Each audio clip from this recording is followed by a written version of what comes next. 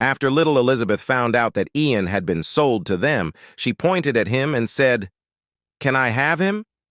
But one of her father's followers replied, "They're supposed to work in the stables. They're not worthy of staying with you." But she angrily retorted, "I said I want him." And all he said was, "You have to speak to the master." And on that day she went and said, "Father." And then she thought to herself, I had only just recovered from 10 days of fever. But her father refused her request and said, "Go back inside." And here she continued, thinking to herself, but father stood in front of me with no expression. And at that time, I wanted to hold this doll that father had ordered a servant to bring me as a birthday present. It was the only thing father had given me himself, but now it was very worn out. Perhaps I just needed something new to prove father's love for me. So when her maid said to her, "My lady, it's very cold outside. Let's go back inside," she refused, shivering and saying, "No." And here when she returned and said, "My lady," Elizabeth screamed and said, "No." And here they turned to her. At the moment she threw herself on the ground like any child, and she began to scream, saying, "No, he's mine! He's mine! I want him! Give him to me!" And here Ian was looking at her and smiling. So her father agreed and said, "Send them to her." And here he said to him, "Yes, sir." And her father, "Give her what she wants." And when one of them objected and said, "But," he looked at him angrily and said, "Are you suggesting I let her cry here?" So he said to him, "No." Then he went inside. And so the maid carried Elizabeth, who was still crying. The maid said to her, "My lady, the master said you can take these slaves. Please stop crying." Then she said to Ian and Lena, "Both of you, follow me." And here she looked at Ian, who was looking at her, and thought to herself, "When I think about it now, I should have sent Ian to the stables that day. The kind old man who works in the stables would have taken care of him. While that might have been the worst decision of my life now, I was very naive at that time." And here, when Elizabeth fell asleep, she put her in bed and said, "There's something you should remember. The master will explain it to you when he calls for you later anyway. But when you serve Lady Elizabeth," and suddenly Ian noticed that she was shivering and breathing abnormally, he said to her, "Call the doctor." But the maid said, "Oh, that. Lady Elizabeth is always like this." But Ian said, "She's having trouble breathing. Call the doctor now."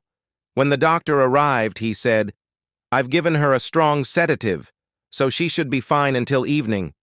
And here the maid said, "We are very grateful to you, doctor." And the doctor said, "Her fever finally went down this morning, but what happened?" And here the maid said to him, "We had a situation. You know the little girl is very moody." And here the doctor said to her, "Don't upset her, just leave her alone." At that moment, Ian went to her and put his hands on her face as he looked at her in silence. And here the maid said to them, "You can go out now. I'll show you where you'll stay." And here Lena said to Ian, "Will you be okay?" So he said to her, "Maybe." Then he looked at Elizabeth as she slept and said, "Don't you find her a little cute?" And in the evening, when Elizabeth awoke from her sleep, the bell rang.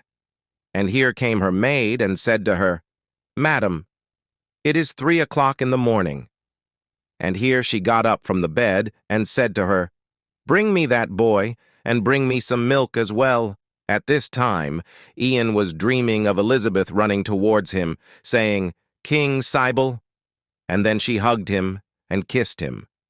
But suddenly the maid came and woke him, saying, "Are you awake, black dog? Lady Elizabeth is looking for you. I will wait outside, so hurry up and tidy yourself." And here Lena woke up and said, "Why does the lady want you at this late hour of the night, your majesty?" And here Ian said to her, "Be careful what you say. You must address me as the black dog here, remember that?" But she said, "But how dare I address you with such impudence?" But Ian said, "Well, you're supposed to be the gray mouse now, too." And here when he left, she said to him, "Oh, allow me to accompany you." At this time, Elizabeth was waiting for Ian with milk, and she was saying to herself, "When will he come? He should be here any moment now." And suddenly the maid came with Ian and said, "Madam." And here she looked at him and said to herself, "He's here." So she said, "Come in." And here the maid said, "Madam, the black dog and the gray mouse are here. Now that I have brought them to you, I will return to my room." And here Elizabeth said, "Certainly." And here Elizabeth said to them, "Come in. You can relax. How is your room? Is it good?" And here Ian said, "Yes." And Elizabeth asked him and said, "Have you eaten dinner?" And Ian said, "Yes." And here she asked him and said, "Was it good?" And Ian said, "Yes."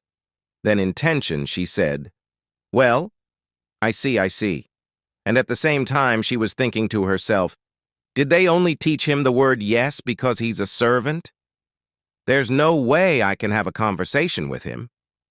So she took the cup of hot milk and offered it to him with a gentle smile, saying, "Drink this. It's for you." They looked at her nervously, so Elizabeth said to him, "It's okay to drink it. No one will hit you for it." And here Ian said, "It's okay, madam." Surprised, Elizabeth asked him, You don't want it?"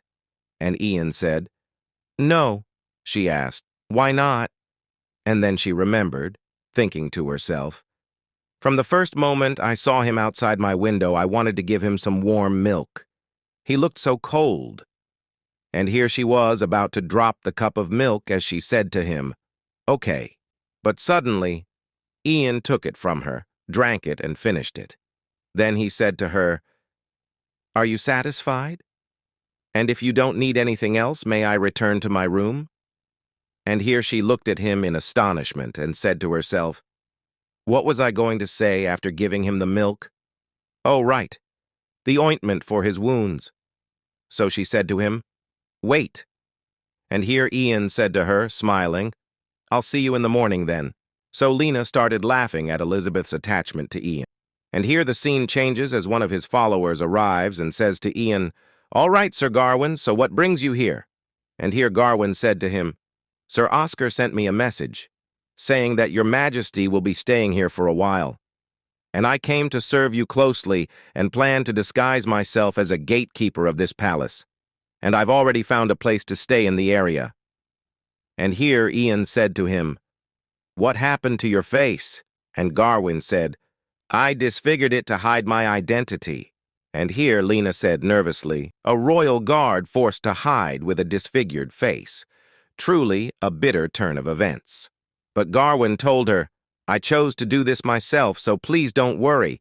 In fact, what's more concerning is—" Here he looked at Ian and said, "His Majesty's face." So Lena said to him, "Exactly. Those filthy villains in this palace did that to the king." Suddenly Ian said to her, "Lower your voice, Lena."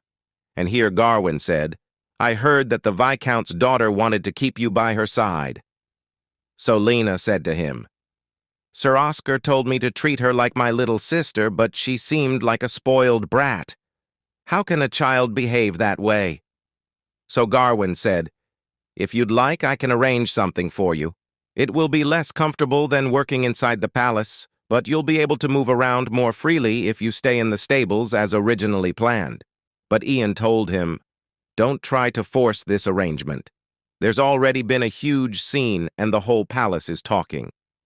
And here Gawain said, "But your majesty—" And here Ian said, "We shouldn't risk causing more chaos that could attract our pursuers." So Gawain agreed and said, "Yes, of course, but as a precaution, I'll be on standby in the area." And when Sir Gawain left, Lena said to him, "Why didn't you accept Sir Gawain's help? He's a very skilled and careful man, and I think it would be better if you—" But suddenly Ian slapped her across the face and said, "Lena, just because I've become a little girl's lapdog, does that mean I'm no longer your king?" She trembled and said to him, "You will always be my king, your majesty."